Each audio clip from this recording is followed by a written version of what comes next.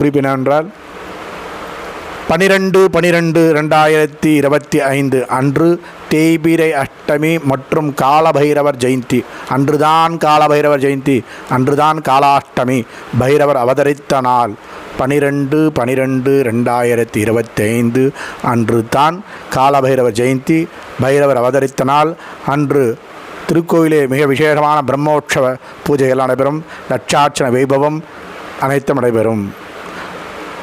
11/12/2025 அன்று திருக்கொடியேற்றம்.